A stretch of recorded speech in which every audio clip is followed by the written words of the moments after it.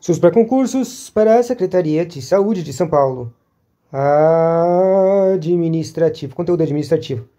Última semana de prova para estudo para a prova. O problema é que eu não estudei nada. Bom, eu tenho quase formação em administração, eu não estudei as coisas administrativas, né? Mas o problema é que as coisas que você estuda na faculdade não tem nada a ver com as coisas que caem no concurso, né? Você lembra disso? Então é melhor. E eu já estudei algumas coisas de concursos disso aqui. E agora eu vou ver umas coisas de apostila da teoria de burocracia. Olha, nem deu para escrever direito aqui, né? Daí. Paga, paga, paga, paga, paga, paga, paga, paga, paga, paga. Paga, paga, paga, paga, paga, paga, paga, paga. Paga. E paga, paga, paga, paga, paga, paga, paga. Pa, pa, pa, pa, pa.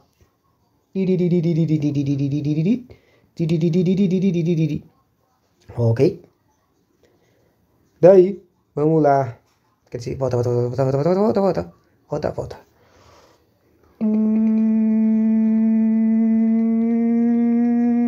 Pronto.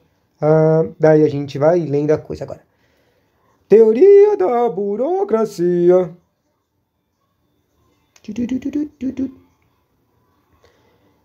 Teoria da burocracia. A teoria da burocracia, quer dizer, o que eu ia fazer mesmo? Escrever, isso. Primeiro, teoria da bura. Teoria da bura foi quem contou Mr. Weber, da web. Do Max Weber. Tá, ponto, feito. Desenvolveu-se na administração por volta da década... isso aqui eu tô lendo isso aqui, essa parte da apostila, por causa que isso aqui caiu uma vez em um concurso de saúde, de um cargo administrativo, tá?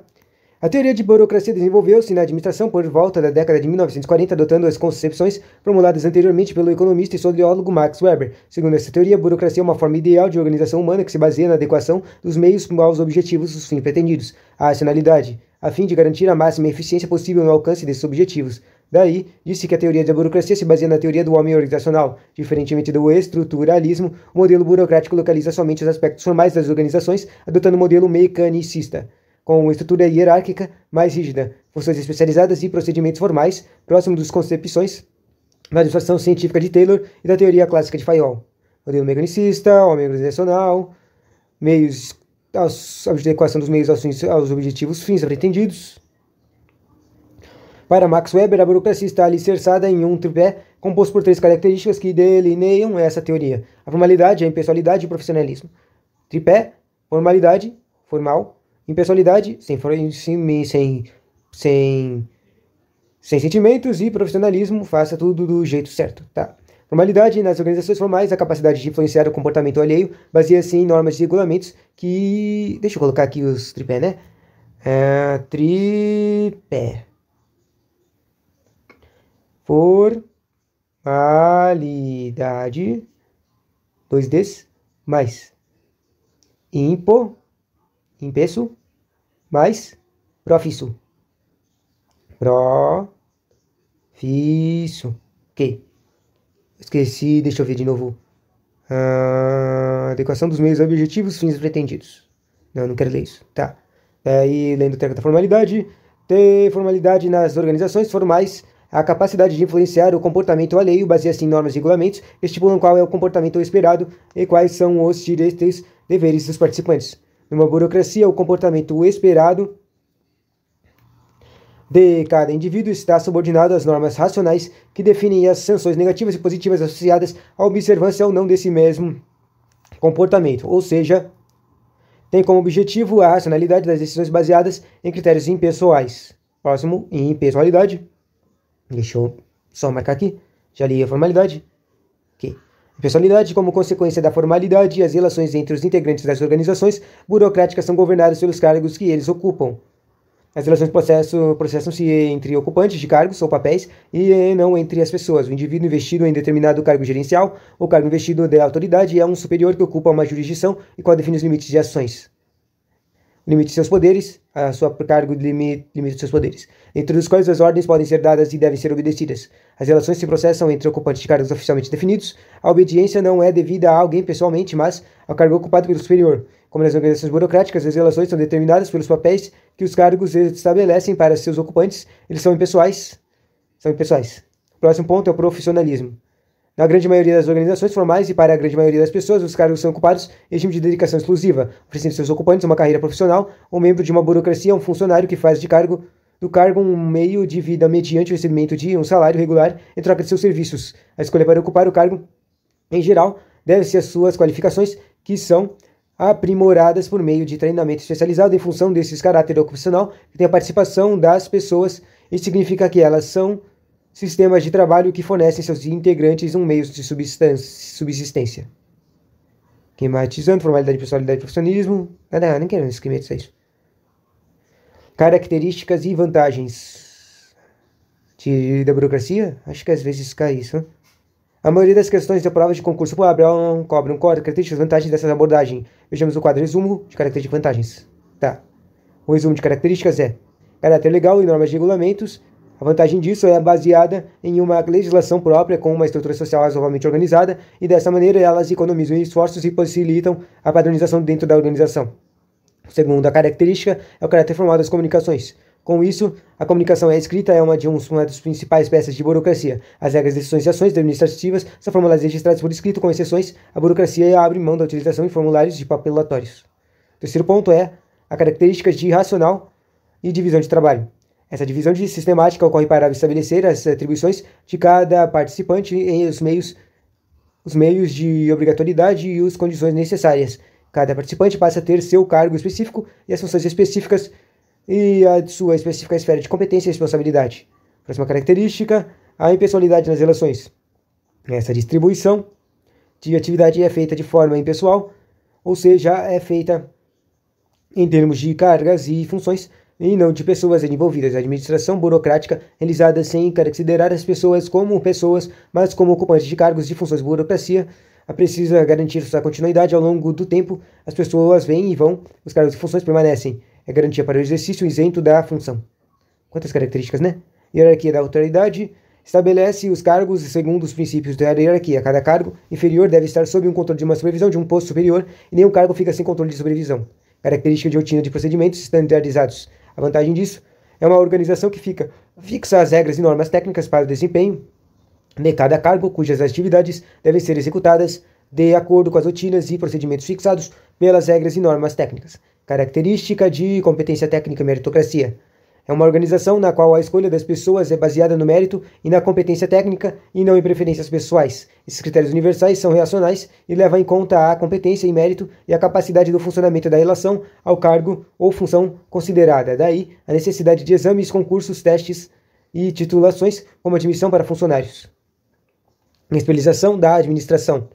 Deve haver a separação entre propriedade e administração, ou seja, os membros do corpo administracional devem estar completamente separados por meios de produção.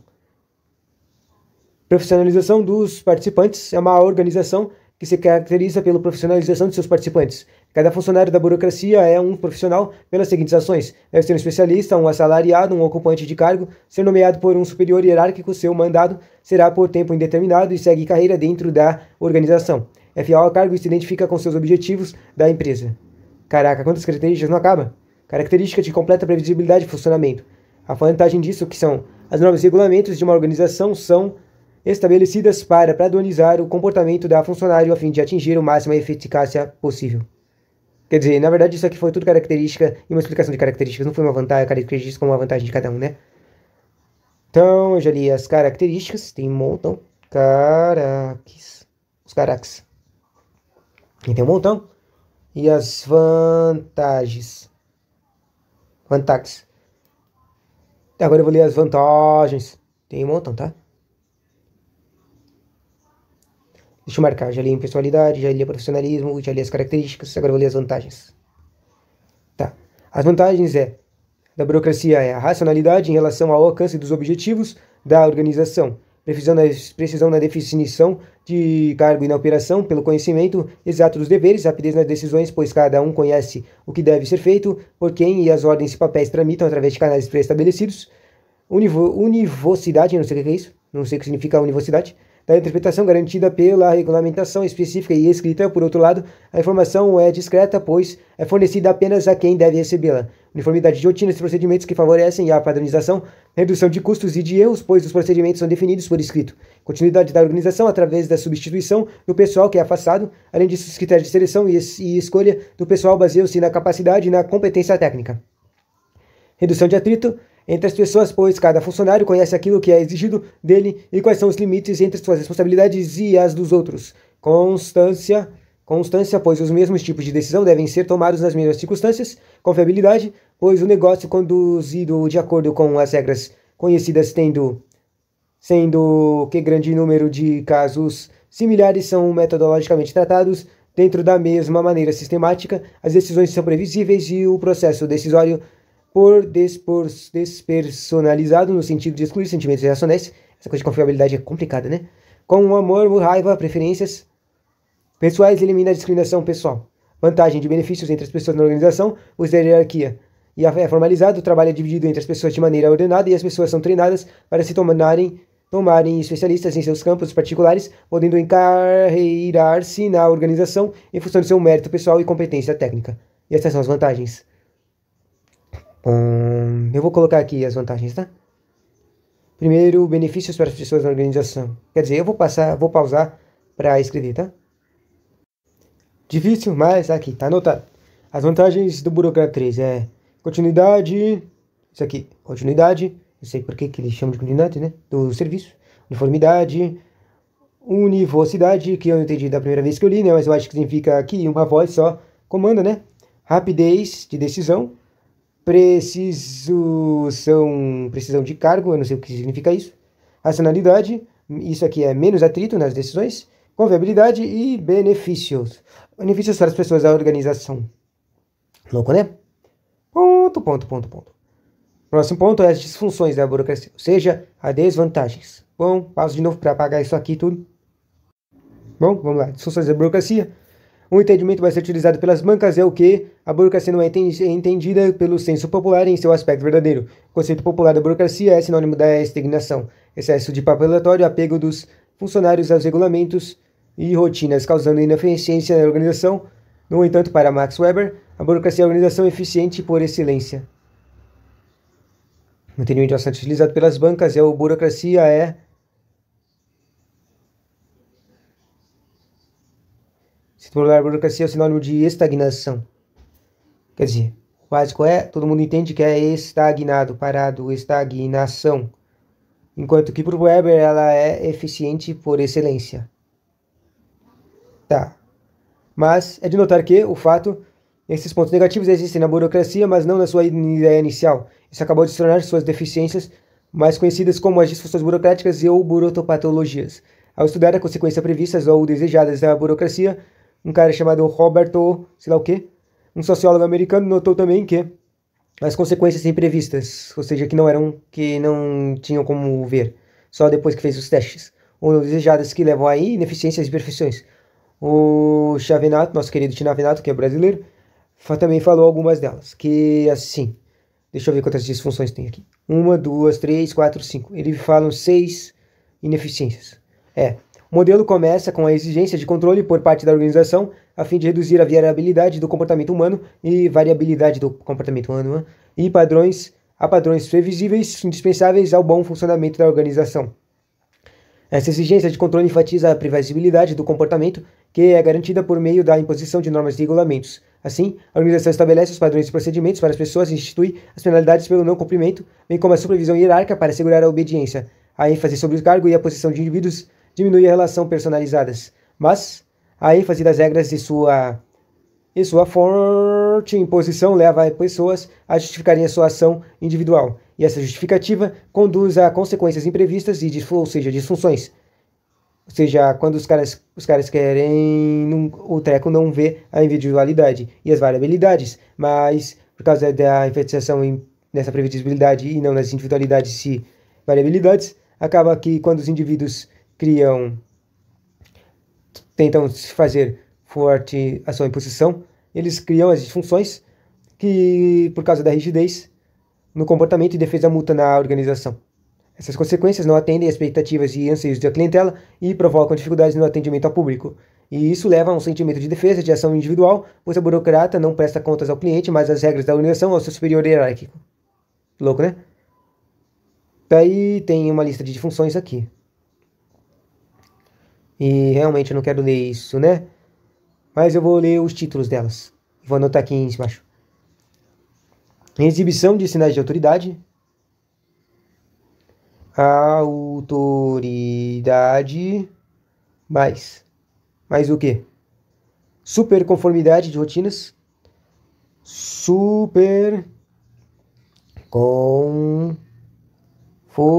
Rotinas. Superconfor rotinas, mais caracterização como base do processo decisional, caracterização como base do processo decisório, categorização, processo mais despersonalização dos relacionamentos, sei lá o que. Não tem mais espaço. Resistências, mudanças. Eu acho que esse é o mais comum, né? Resistências às mudanças, né? Bom, não tem mais espaço aqui.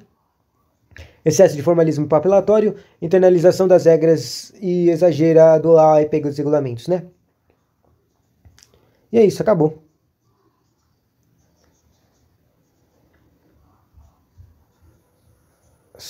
Também tem um treco que explica esse treco de racionalidade do modelo burocrático. Eu não vou ler, já que não vou ler as definições das disfunções, eu vou ler só essa parte final aqui, que é muito menor do que as disfunções. Racionalidade do modelo burocrático. Só deixa eu apagar o que está aqui. Bom, vamos lá. Racionalidade do modelo burocrático. Daí aqui tem os trecos de dominações. Dominação tradicional, denominação carismática e dominação racional legal. Segundo Weber, a organização burocrática viabiliza uma forma de dominação racional que possibilita o exercício da autoridade e obediência com precisão, continuidade e disciplina. Weber defende que a burocracia é uma referência teórica ancorada na racionalidade, ou seja, uma dominação racional legal. Mas, para entendermos o tipo de dominação racional, temos que ver os outros para compreender, né? Daí, por isso que tem uma explicação da dominação tradicional, dominação carismática e, por fim, explica a dominação racional legal da burocracia, né? A dominação tradicional ocorre em situação em que a obediência se dá por motivos de hábito, onde tal comportamento já faz parte de costumes e dá enraizada a cultura da sociedade. O exemplo que tem isso é os filhos obedecem aos pais por uma relação de fidelidade já muito estabelecida e respeitada. O segundo é a carismática, que sustenta-se na crença de subordinados nas qualidades superiores. Essas qualidades podem ser naturais ou sobrenaturais. Um exemplo é a liderança destacada de membro de uma equipe por suas capacidades técnicas, conceituais ou uma liderança religiosa que acarreta a multidões. E a última, racional legal, refere-se a ser a substituição coletiva de um conjunto de regras formalmente definidas e aceitas por todos os integrantes. Essas regras determinam a quem se deve obedecer. Ou seja, por causa das regras e trecos, ou seja, o poder que foi dado a essa pessoa, por causa desse cargo, ele é o que deve ser obedecido, entende? Essas regras determinam a quem se deve obedecer, e essa opção é a que descreve corretamente a concepção weberiana de autoridade burocrática. Um exemplo é o empregado que recebe ordens de um superior de acordo com cláusulas e contrato assinado, obviamente. E é isso, né? Acabou as coisas de burocracia, eu não li as coisas as desvantagens, né? Só li os títulos. E, bom, é isso, tchau.